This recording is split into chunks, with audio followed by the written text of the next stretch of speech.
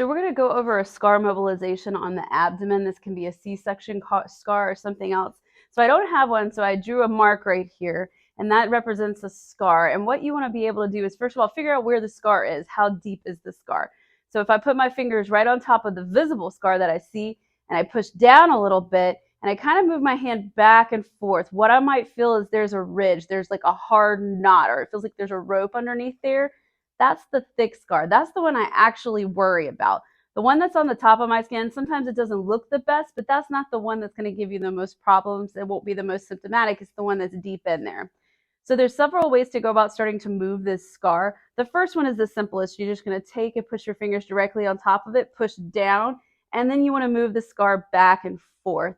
Now, if for some reason your skin is a little lax because you've had a kid or anything else to that nature, sometimes you're really going to have to dig deep and push down really, really hard to get to it and then move it. If you still find that you're having trouble with that, you can do a little bit of a sit up where you kind of sit up a little bit. And when you do that, it's going to pop the ribs, or it'll pop the abs up a little bit for you. And then you should be able to feel if you have an attachment to those ribs where it is. And we want to go ahead and try to get that scar off the ribs.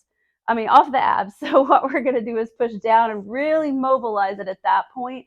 Now, you know you're doing it right because it doesn't feel the best. If you're doing this scar mobilization right, it's going to feel like little pinprickies and things of that nature.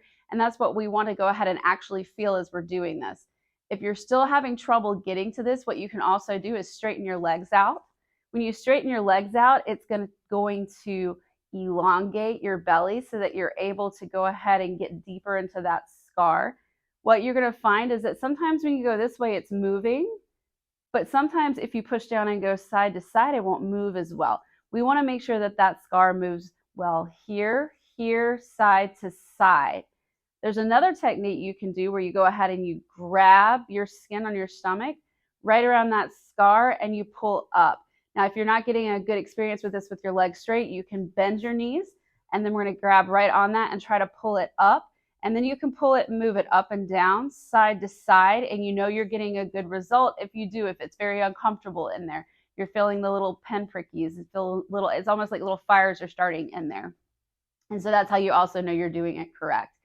You can also do by pushing down on top of the abs and then doing like a little sit up and down. But when you sit up, your abs are going to want to move.